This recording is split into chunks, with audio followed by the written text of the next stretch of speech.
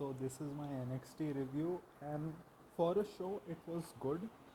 I think what NXT has done is like even on the weeks where you say that a lot of like crazy stuff didn't happen, still a lot of story progression. You had good wrestling, like you had two title defenses, like starting with Ethan Page and Shawn Legacy. I missed this match, but from what I heard on Twitter, Shawn Legacy looked really good, and Ethan Page has had like two quick defenses after becoming NXT North American Champion. One, he defended it at Worlds Collide. He just defended it against Shawn Legacy also. I think this is because they're gonna wait till now Great American Bash, where because Ricky Starks came after the match, he has like because he like almost broke his neck, so he has an injury there. He tried to attack Ethan Page, and Ava was like, you cannot come here and attack. You're not even cleared. I think this is going to set up a match at Great American Bash,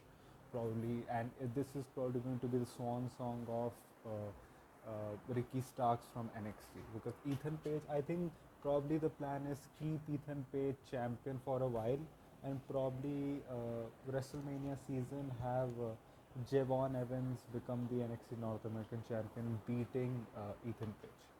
And I think maybe after WrestleMania you'll call Ethan Page also. But right now I think they're focusing more on Ricky. And going forward, you had JC Jane versus Laney Reed. Laney Reed from LSG. I'm liking that they are integrating the talent from LSG. Like this is not like Tough Enough where they found weird ways to like fill the talent into the main shows. They are doing it in a very good way.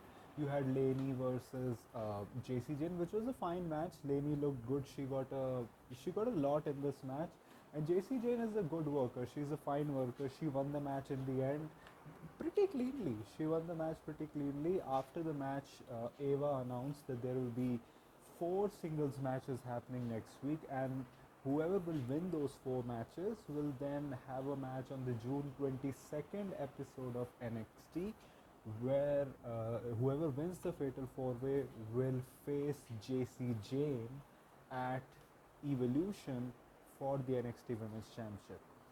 Like, I have not seen the schedule. Is Great American Bash happening before or after Evolution? Because if it is happening before Evolution, like, so you're not gonna have your NXT Women's Championship on Evolution then. And the matches set are Kalani, I think Lash Legend is there, Kalani is there, Zarya is there, Soruka is there, Ren Sinclair is there, and Braun Breaker's girlfriend is there also. I'm sorry, I don't remember her name. You had the thing with Culling also. They faced Inamura and Briggs. They won the match in the end because Briggs didn't see the tag which Sean Spears did.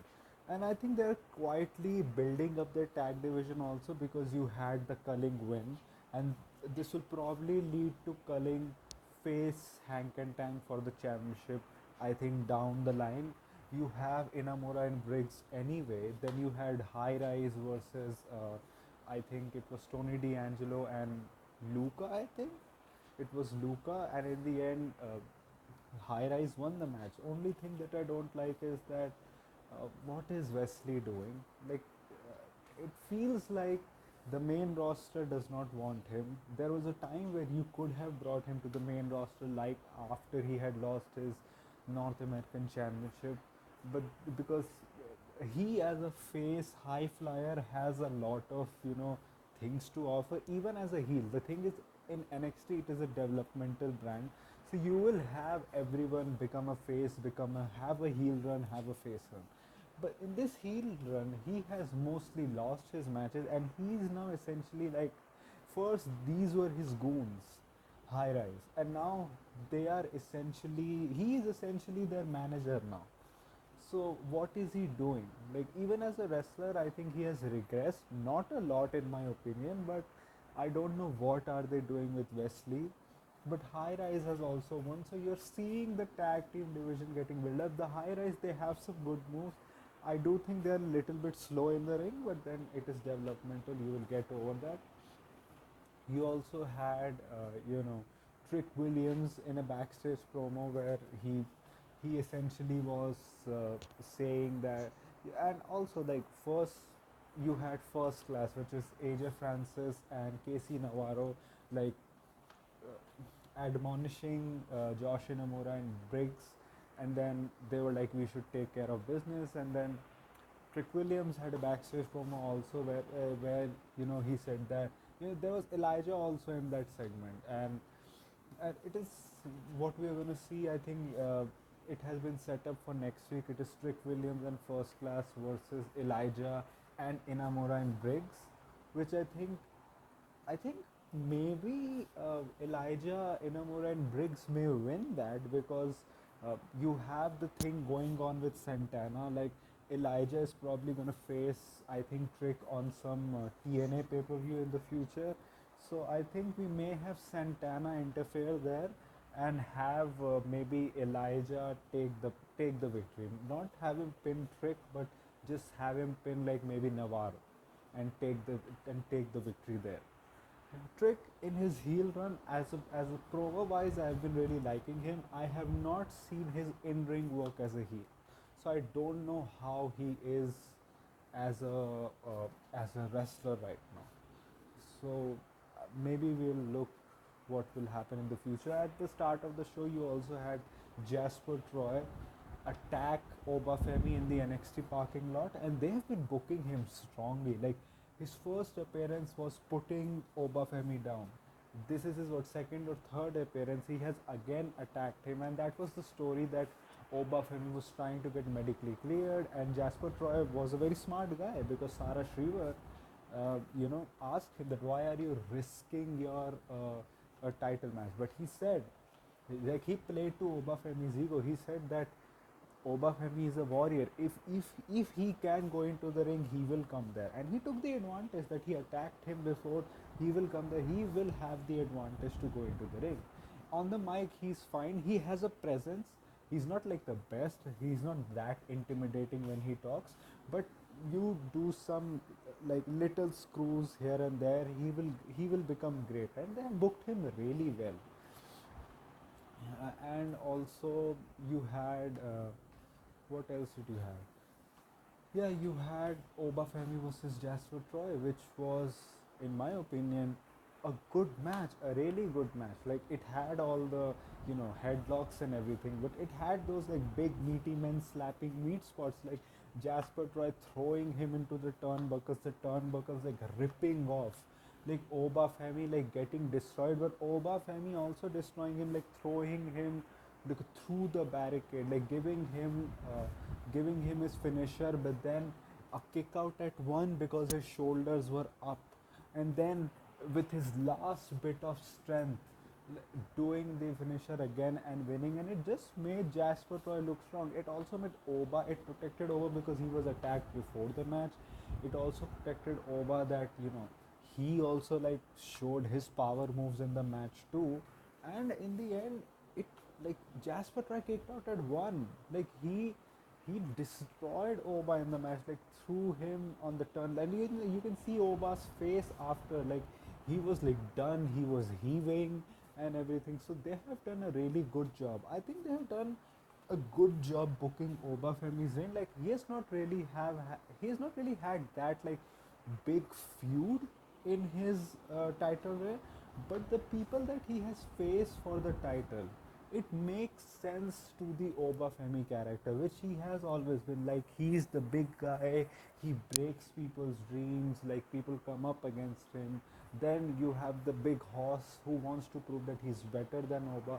So the people that he has defended his title against, they they are people who make sense according to his character, and also it looks like probably the family is gonna turn on them. You also had Chase U in the back, and it was essentially that Chase wanted his university members to do things his way. I think, is Ren Sinclair in there? I don't know. I think the former Chase U member is there also in the women's eliminator, and also you had the Glamour. Blake Monroe is, I think when you say the name Blake Monroe, it doesn't sound as bad. It's just that when you call Mariah May, hey Blake, then it sounds a little bit weird because Blake, like you don't really hear that in women, even though women have that name. Like her niece's name is Blake. They told her, they probably would have told her that we want a new name, and they gave her the choice like you choose the name, and she probably chose Blake Monroe, which is Blake is giving a tribute to her niece. She's alive by the way, and also Monroe is to Marilyn Monroe. So her name is Blake Monroe. Like Blake Monroe doesn't sound bad. Blake sounds bad. And you had a whole video package which people also pointed out was kind of like the Sabrina Carpenter like thing. Like she was in her bathtub with all the bubbles and everything, and you had like the AI announcement going on. The glamour, Blake Monroe, please get out the pool and everything, and I have to get out. And she like got out, like she did the whole like sexy towel thing, like she, oh, I'm not, am I naked? No, I'm not naked, but I'm wearing a very sexy dress. And you had the whole like uh, that she is the glamour, like really like leaning into her glamour gimmick. And I'm glad that they're not changing too much. Like this is the right presentation. They also had like the little like pixie star like notification thing that happened, that oh next week. It had the whole like sound also that next week Blake Monroe is signing her NXT Central contract, which is why did they add Central contract? They could have just added NXT contract. I'm wondering like where does this go? Like because she's not in the women's eliminator, so who is she gonna face? I do think it's gonna be Jordan Grace that wins this eliminator and probably faces JC at Evolution. But then if Great American Bash is happening before, after, I don't know. I have not checked because I think it was rumored that Jordan Grace is going to SmackDown. So I don't know what do you do with that, because you also had a thing going on where Jordan was having a feud with was it Lola or was it like Jada Parker? I don't remember who was she having a feud with. And then you have this. So one thing that this eliminator show, that they have still a lot of women on their roster. One thing with JC is that JC, I'm glad that she got her like transitional reign.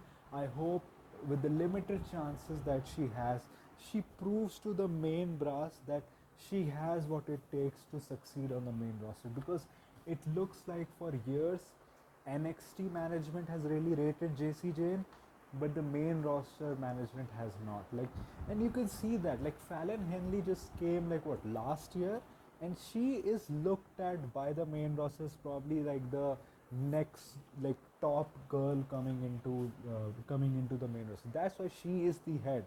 That's why you have seen like JC Jane has never really been the head. Like she has had all those breakup angles with Gigi Dolan and everything. Like where you had Gigi Dolan become a single star, but then JC would always go into a heel stable and be like the sidekick.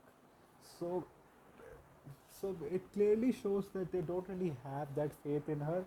Shawn Michaels and NXT management has. That's why they made her a champion. Like they could have had Henley win the championship also. Like it would have been a natural progression. She was North American champion, and she's also rated. But they made JC because also she's a transitional champion as well. I don't know what do you do. Like do I thought that it was going to be a Blake Monroe versus JC Jane at Evolution. Like I could see some shenanigans happen. Maybe like JC comes out next week, like kind of like interrupts Blake Monroe, and you have like an impromptu title match where Blake Monroe wins the title, and you have Jordan versus Blake at Evolution. You can do that too.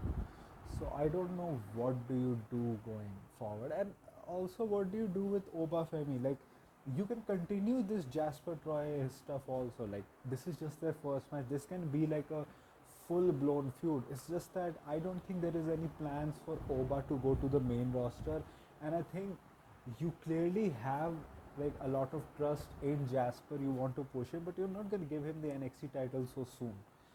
So what is next for OBA? Like you had like a breakup thing going on with no quarter catch crew also, which I don't really like about NXT. Like they have these factions for a while, for a long while, but they don't really like uh, they don't really book them to achieve what they could have, or they just barely scratch the surface with a factions potential, and then they just break them up. Like Chase U got broke up just to form back again, got broke up for like a Ridge Holland 1 month push. That's it. Like you would have done things with Chase U. Like Chase U, they have faith in Chase U. They just didn't want those guys that got over with Chase U in there. They finally have their guys there. So Chase U will eventually come to the main roster as well. It's just that this time it will be the guys that they want to be there, which is very hypocritical. So they're teasing things with that also. Like, what do you do with people? Like, okay, Miles Bourne can do things alone. Maybe now they're teasing things with Tavlon also, and I like it because Tavlon has been good in the Noah tournament also. He has not really gotten a big push, so this can lead to Tavlon also getting a push. Maybe Miles and Tavlon like break away from the faction. Ren goes her own way. Miles and Tavlon break away and like form a tag team on their own. But then you have Charlie Dempsey doing singles things. Like only thing that then Charlie Dempsey can do is what? Back to fighting for the Heritage Cup. But like what happened to the Heritage Cup? Where is Noam Dar? Where Lexus King is back on Evolve, which I think is kind of wrong. Like maybe as a character you can say that he needs more time, but as an in-ring wrestler he has improved a lot in NXT, and you send him back there. So, and Charlie Dempsey, I don't think he's that charismatic enough to not be without a faction and be a relevant player. So what do you do with that? So there are questions there, but overall a good episode. I will give it a 3 out of 5. And maybe I'm being a little bit harsh, but there are things that I watched maybe not with full concentration, or there are things that I didn't catch. So I'll give it a 3 out of 5. So what did you think about this show? Tell me in the comments. If you like this review and if you like this type of content, like this video, share and subscribe. If you don't, then share it with those who do. My social media accounts are my Instagram account, my Twitter/X account, links are in the description, so go follow me on that. My UPI ID link, which is sharpboy@okicici, is in the description also, so go donate any amount of money which can help me make YouTube a permanent career option. So that was it for me for right now. So thank you, goodbye, alvida.